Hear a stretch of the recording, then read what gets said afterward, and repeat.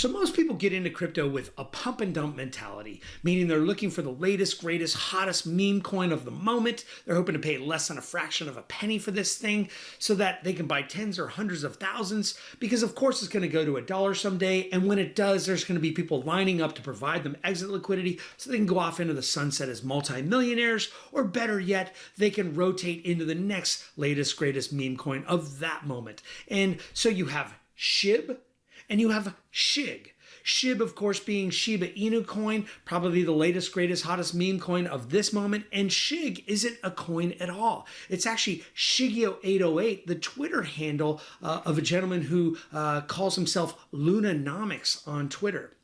And LUNAonomics is an actual system based around the Luna coin and the Terra ecosystem. Now, unlike SHIB that costs a fraction of a penny, Luna actually costs several dollars. It's now a top 10 coin. It's been gaining lots of momentum over 2021 and now 2022. There's actual business transacting on it. There's tons of developer activity coming in, and there's actual utility to the coin.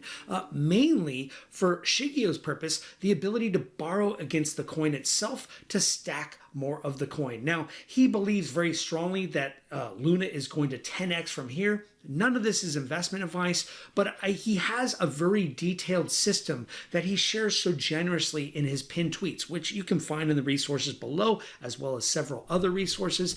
So I thought it'd be important to revisit the original pinned tweet that I found of Shigio's that really helped me understand the underpinnings of this strategy. And as an ex-financial planner myself, I'm going to make some analogies in TradFi, or traditional finance, that will help you understand it. So he divides his investment strategy into 3 buckets. Number 1, apex assets. He mentions Luna. In TradFi, this would be something like Apple stock, something you just never expected to go down in value. Obviously, there's going to be volatility along the way, but there'd be continual value accrual. And in his case, you'd be able to borrow against it like with a margin loan. Number 2 would be cash flow assets, or LPs. So LP stands for liquidity pools or yield farms. And in crypto, this is a way to combine a couple different crypto assets so that they're less volatile in price movement, plus you actually earn a higher yield. So it'd be like a high yielding bond if there was such a thing in TradFi, but there is in crypto at least. And third would be speculative assets. These are things like SHIB that we talked about, something that you could hope to pay little bits of money for, and over the next 3 to 5 years get some kind of massive pop. So if we continue along with his strategy, number 1 is to invest his earned income from his job or business into the apex assets. Then use the apex assets to borrow against, and then use the borrowed money to buy cash flowing assets, and then to take the cash flow and reinvest it back into the apex asset or the speculative assets. Luna being an apex assets, his requirements are it's decentralized and privately held. Obviously, that's in play. It's deflationary, meaning limited or decreasing supply. So unlike our economy, where we just turn on, or the US economy, not everybody's from the US, we turn on the printing press and print money, and lots of other central banks are doing this. That's an inflationary supply. Versus with Luna and its stable coin UST, it's like a crypto money market that holds its value for $1. Every time Luna is minted or created, $1 of Luna must be burned. So Luna's being burnt all the time. And when supply goes down, what generally happens to demand? Utility creates real demand. It's not only the utility to be able to hope it goes up in value, again, like the slot machine mentality, but there's an entire thriving ecosystem and network effect happening on the Luna Terra ecosystem. In his mind, you borrow against it and you never sell. It captures value because it grows over time. And he says that Luna does this. So let's address the elephant in the room. Most of you hear the word borrow or think debt and you just see red and you don't want anything to do with it. And LUNAonomics says, why do you think so many people are afraid to borrow? He posts this on New Year's Eve, to which I replied, multi-generational conditioning from our post-depression era ancestors handed down to us. And think about it, our grandfathers or great-grandfathers and mothers, they knew people, or they lost their house or their farm, and they knew people that lost everything due to debt. And so they just didn't want any part of it. And that scar tissue carried on for generation after generation. And most of us haven't tested or measured the validity of that in today's era. For instance, I say also it's this mixed with the current misinformation so the public doesn't get the memo on the new paradigm that savers will be punished and borrowers will be rewarded for a while. So we'll just go to review a couple more of these comments. Grey Gorilla says, psychology of losses being more painful than the joy of acquired gains. This is called loss aversion. It's another psychological thing that's wired inside of human beings. The fear of losses affect us so much more. In fact, they did a study where college students were tested for losing $100 versus gaining $100, and most of them fought way harder and devoted way more energy to not losing the 100 than to earning the 100, which is the exact same value either way. He says, a smart friend once told me the difference between the rich and everyone else is the skillful use of leverage. If we scroll down even further, Josh Krana says, who's afraid? Just started, and he posts his collateral value and his borrow value. And LUNAonomics says, if you just started, you should be afraid. A little, LOL.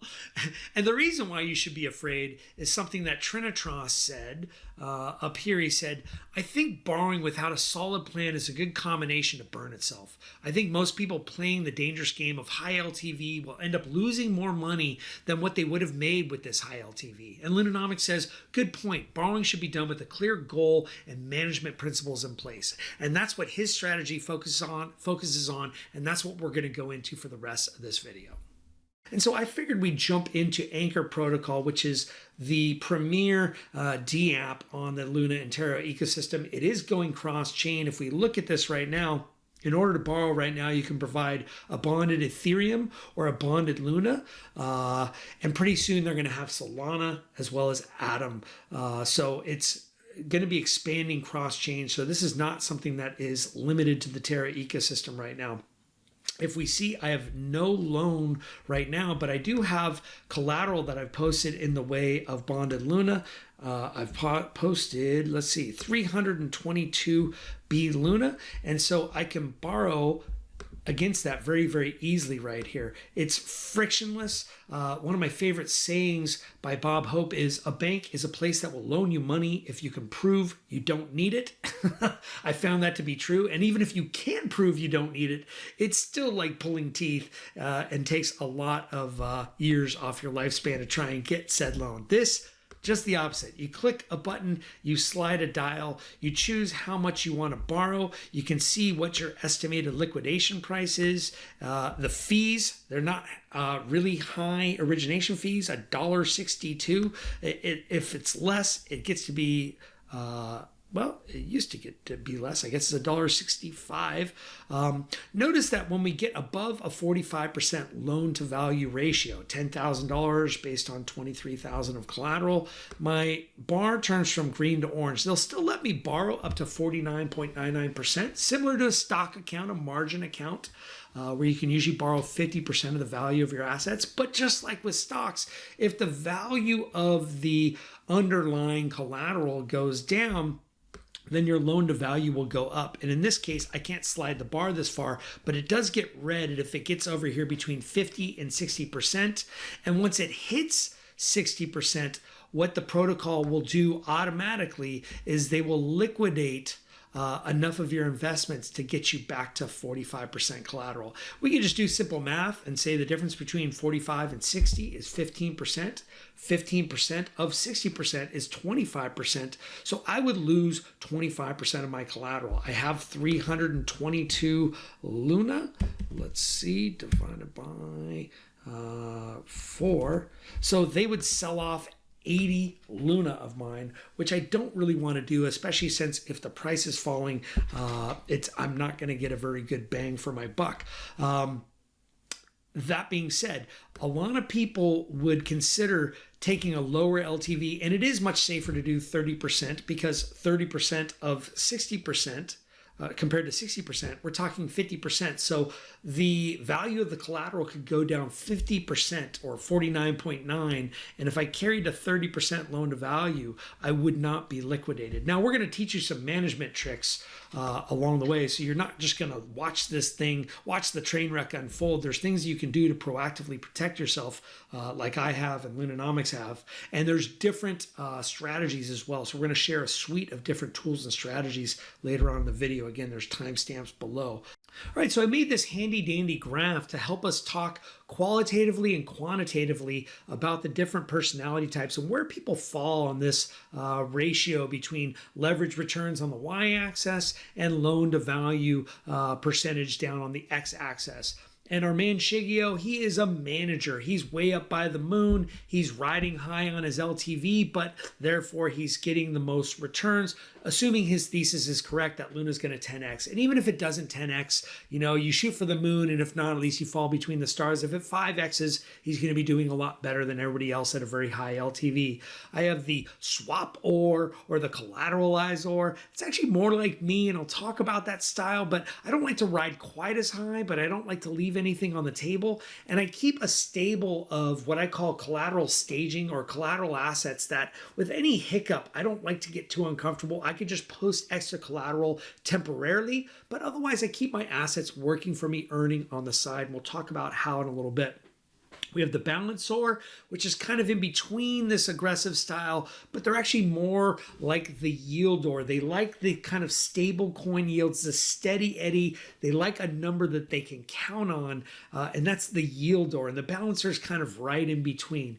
And then last is the experimenter, where they don't like to take a lot of risk at all, but they are interested and maybe they're experimenting and seeing if this is something for them, but they don't want to get liquidated, and they're willing to post extra collateral at any cost to make sure they avoid that. Now, if we look at the numbers that people ride at, the experimenter, even though you have to lose 50% of the value of your collateral to even get down to a 30% LTV, they don't want to mess with it. And Luna has, back in early 2021, it did drop about 80% from the teens down to like $5, $4 maybe at a time. And so they know of this, and so they're worried about that kind of worst case scenario. So they're going to ride between 10 to 19%. The yieldor is usually somewhere in the 20 to 30 range. They want to be below that 50% retracement amount. The balancer, since they want to be more aggressive and acquire more, they're going to ride a little higher, but within kind of striking distance of that 30%. So if they need to kind of shut it all down, they can get below that very quickly. Again, the swap or the collateralizer in the kind of high 30s to low 40s. After that, I start to get a little edgy, and the manager feels very, very comfortable. Actually, right up until about 50% is when Shigeo has said he really starts to manage his positions. But before then, they're feeling quite fine. Now, I want to bring up that there's some inefficiencies that have been brought up on Twitter about the lower LTVs, and I think it's worth exploring. So Farmer D. Brown brings up a very good point. He says, assuming that the net borrow APR on Anchor protocol is zero, your cost to borrow isn't zero. Now, we saw that it wasn't zero right now. It's actually negative half, but that's not what he's talking about. He's talking about a further opportunity cost. He says it is equal to Luna staking rewards divided by your LTV. So what is staking? Staking is a way to pool your Luna with validators of the network to earn fees that are generated from people transacting on the network. And like staking implies, I think of like staking a racehorse or staking a poker player. You have to put up money, so to speak. And that's what stakers have to do with Luna. They have to put up more coin than they stand to earn from validating. And that way, if they're a bad actor, their stake gets removed from them. So you're not willy-nilly when you're staking, just giving your money to other people. It's all via smart contract. You can come over here to stake and you can check their stats. You can see their uptime. You can see how much voting power. You can see if they have any money, any skin in the game of their own in here. And you can also sort by all of this. So going back to... you can see the transaction volume here. We're trying to earn a cut of this when we're staking. And furthermore, there's protocols like Stater Labs, which is awesome. They auto compound your staking rewards because they just come in incrementally. And there's the Terra ecosystem is generating fees in all kinds of different currencies, so to speak. So let's go back to Farmer Brown. He says, example, 9.8% staking on Stater divided by 40% equals a 24.5% cost to borrow. Now you're thinking, well, wait a second, how do we get from 9.8 to 24.5? So remember, our collateral value is almost $24,000, regardless of the size of the loan we take. Obviously, 10% of that loan is going to be about $2,300.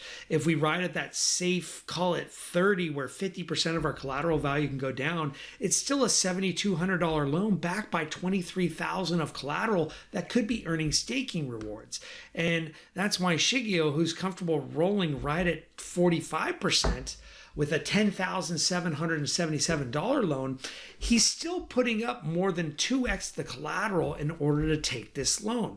Hence, Farmer Brown's it's not free. You're giving up this. Now, granted, this is an auto-compounded reward, and so it's costing you, at least at this moment, about 24.5%. If Luna's price goes up, perhaps staking yields go down, as you see when prices of bonds go up. And Shigeo's comment would be he believes the appreciation will be a lot higher than 24%, and that's why he's doing it. But it's worth noting that when you're thinking of rolling at these lower LTV ratios, it is not mathematically efficient. But you can do it, just don't keep it on Anchor Protocol. Remember how I told you that, or I said, if you're borrowing, let's just go back to our Anchor. If you have an asset worth $23,000, $24,000, and you have a loan even of $10,000, are you technically in debt, since you can extinguish this loan at any time, especially if you're using this $10,000 to buy more Luna, or whether you're going to do a yield strategy or whatever? So what you can do is you can withdraw your collateral at any time, and you can provide your collateral at any time you want to get back to the place you want. So I can deposit collateral. I'm going to go ahead and withdraw collateral right now because I'm not taking a loan. But you can withdraw and provide. And again, going back to decentralized finance being the place to be, this transaction is 25 cents. And again, that will go to stakers of Luna. These little death by 1,000 cuts for us all adds up if you're staking Luna.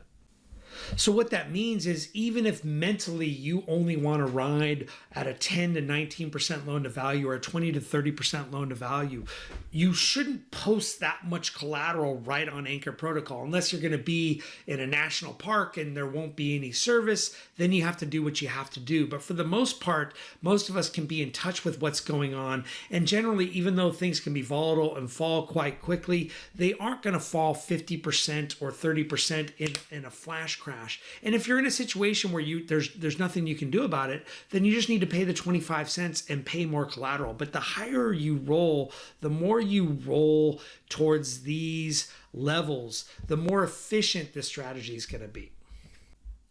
So now's a good time to revisit the different names of the rolls and talk about the different and unique ways that they deploy their collateral so it can be earning for them on the side with that borrowed money, but easily put back into the collateral pool if they need to manage their loan so they don't get liquidated. And what I've done is I've replaced the three on the right, Manager, with Shigeo, because he is the ultimate manager. Hats off to him for what he's done and what he continues to do. And really hats off to him for sharing all this information. I wouldn't have this for you if it wasn't for the generosity of his teachings. There's the swapper or the collateralizer, and that's me. And I put both because people think that swaps are going away. I tend to think they're not, but just in case they're not, my strategy is more to just be ready to over collateralize at a moment's notice. And the balancer, like Rebel DeFi, which really started, like I said, as more of a yielder, he's adopting some of the more aggressive strategy, but he really focused on yield-based strategies. And there's nothing wrong with that. Again, Shigeo's thesis is temporary, that Luna's going to 10x. Well, once it 10x's, Shigeo himself might move to be more of a yieldor, to just go ahead and enjoy the spoils of his haul, if you will. But right now he feels that Luna's undervalued, as do I, as does Rebel DeFi, which is why he's kind of pushing past his comfort zone and getting away from not getting away, but doing less of the yield-based strategies and more of the accumulation or appreciation-based strategies.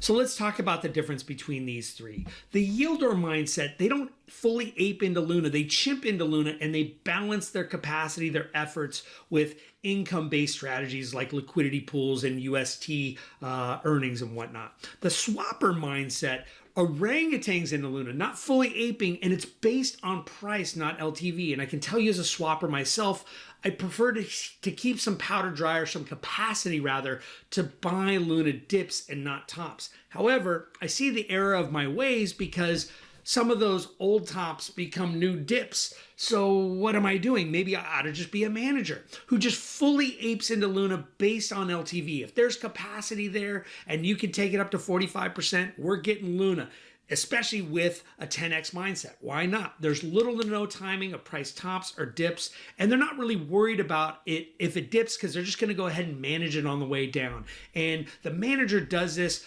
paying down with UST during Luna downswings, and we're going to talk about exactly how Shigeo does that. It's brilliant, actually. The swapper, I prefer to over collateralize with B Luna during a Luna downswing. So again, I have my collateral staging on the side, and I'm going to go ahead and withdraw that from the pools or wherever I have it staked. Maybe it's Luna X, maybe it's the Luna B Luna liquidity pool. Who knows what's coming in the future? But I'm going to go ahead and just temporarily over collateralize my loan, even though there's a slight opportunity cost. And when the danger is over, then I'll put it back into yield bearing strategies.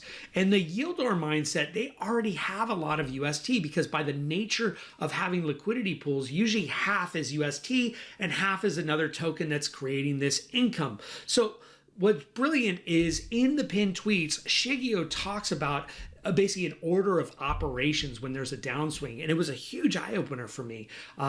You can see it here. When you're withdrawing from a liquidity pool, you're not cashing anything out. So you have half UST, half another token. The pool's doing what it's doing. When you take it out, you can, without cashing out the token, probably at a loss, or maybe it's something you're bullish on and want to keep anyway. That's your last resort. The UST half, you can go ahead and just pay your loan down dollar for dollar. And it's very powerful, because even as a swapper, when I over collateralize, I put extra collateral, I don't get a dollar for dollar reduction on my LTV, because remember, I only get a 60% loan to value. So I have to over collateralize a lot, and that produces a little inefficiency as opposed to just paying down with UST.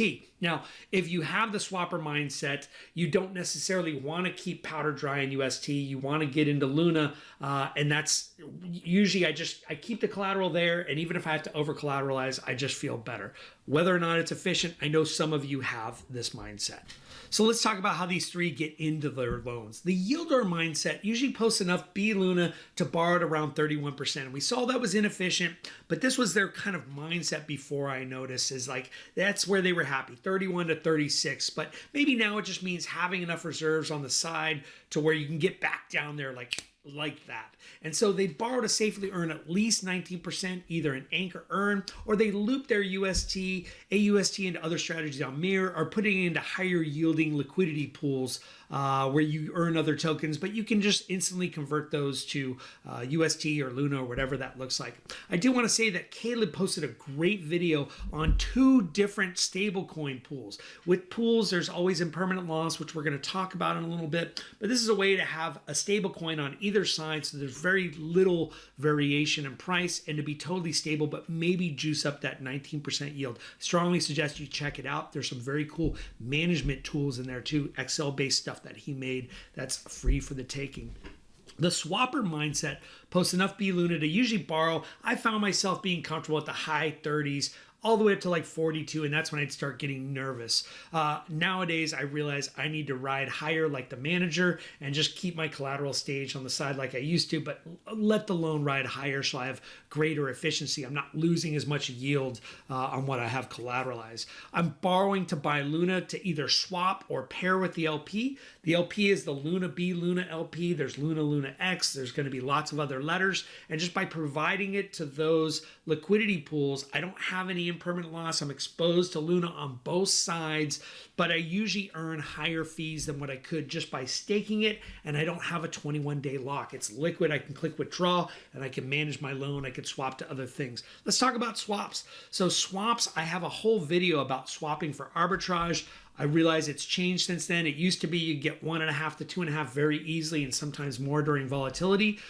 Since Astroport came to play, the new DEX on the Terra ecosystem, there's a lot more liquidity, and the swap arbitrage has gone down. 1.5 is the new 2.5, but with lots more letters coming, I think there's still going to be these opportunities to swap amongst various types of Luna. And if you do the math on that and you get a good swap at least once a month, that provides a lot better yield from staking. So I didn't mind the opportunity cost of not earning staking rewards on my collateralized Luna.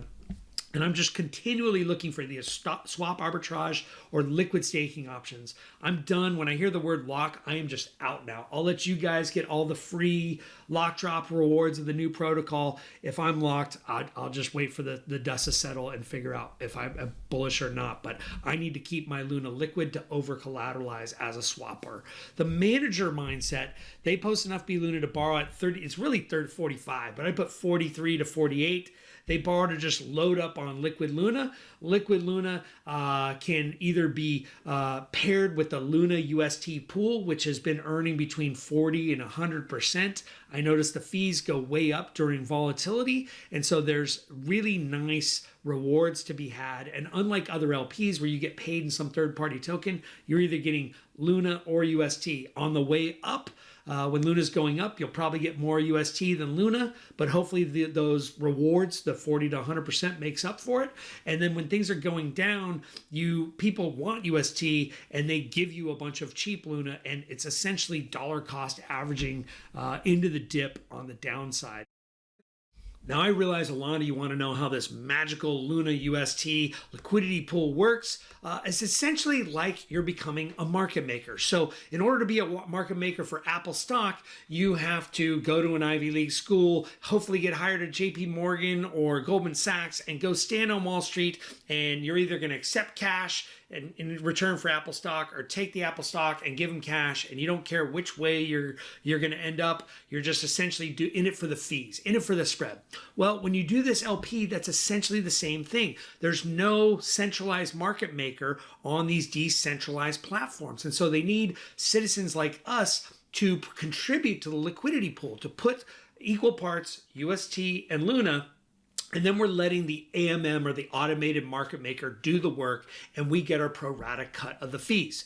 So let's just take a look at what happens. LUNAonomics says this just keeps getting better and better. Luna UST LP works both ways to stack Luna. IL, which stands for impermanent loss, works against you. We'll talk about that. But fees work for you. And let's take a look at the numbers. So he says on January 9th, his total LP value was $328,000 when Luna was $72.79, and those figures represent equal value of UST and Luna. On January 10th, you can see the price drops to $69.90. So what you'll notice is he picked up 50 additional Luna. There is less UST, but he grabbed more Luna. That's because more people were selling him the Luna and they wanted his UST. It is worth noting, though, that the whole value of the pool goes down because Luna is not as valuable. Same day, Luna jumps back up to $72. What happened? Well, now he has more than what he started with. So notice he started when Luna was at $72.79 and his total LP value was $328,000. What a baller. Almost $329. When it jumped back up to Luna $72.26, he now had $332,000, and even though he lost some Luna compared to when it was down, let's take a look at what happened. He says, when the price dropped from 72 to 69, I was able to pick up 50 Luna at a 13% discount due to the rebalancing of the pool and the fees. I did not cash out because my 50% loan to value was not breached. I love that he has a simple rules-based strategy. He gets to 50%, he's going to withdraw everything. He's going to go ahead and pay down the loan with the UST part, and he's going to figure out whether or not he wants to sell that Luna for UST, depending on how big the dip is. Then he says, although I lost 10 Luna on the way back up, I still kept 40 Luna on the round trip. I also gained UST, so the LP went from 164 to 166. So while Luna made a round trip from 72 to 72 in one day, my total profit was 1,600 and change in UST and an extra 40 Luna. And you can see how excited Dwight Schrute was by that.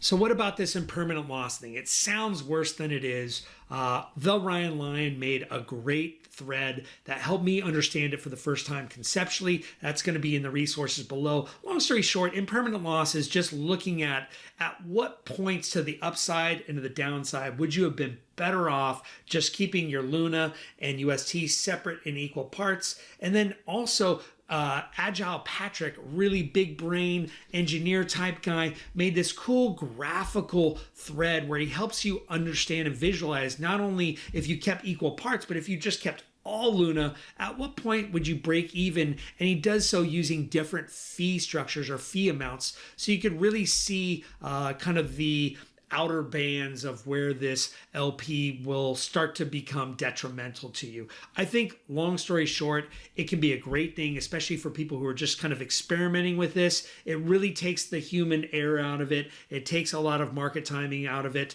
to just go ahead and use this LP for the moment. And if opportunity migrates, then stay tuned. So I hope you all enjoyed this overview of the LUNAonomics strategy. Things have shifted since I even started filming this video. Even LUNAonomics Shigeo himself says opportunity doesn't disappear, but it will migrate. And I plan to film future iterations of this strategy and make a special playlist. So if you haven't already, subscribe to my channel. And for real-time updates, I strongly suggest you go to the Discord server devoted to the LUNAonomics strategy. And it's created by Orbital Command, which is a community validator. So if you are staking Luna as well, consider putting some of your stake with them since they do so much for the community. Thanks to everybody who helped contribute to my understanding of this that I mentioned in this video, as well as Uniracer, who's a moderator on that Discord server, who helped answer some questions for me in real time. And he's really good about answering all the questions since Shigeo can only do so much on his own. But that is what's so great about the Luna community and being a lunatic. So I hope you take what you have learned here and apply it in a responsible, safe, and sustainable manner so you can grow your Luna stack and take advantage of this movement. Hope to talk to you soon.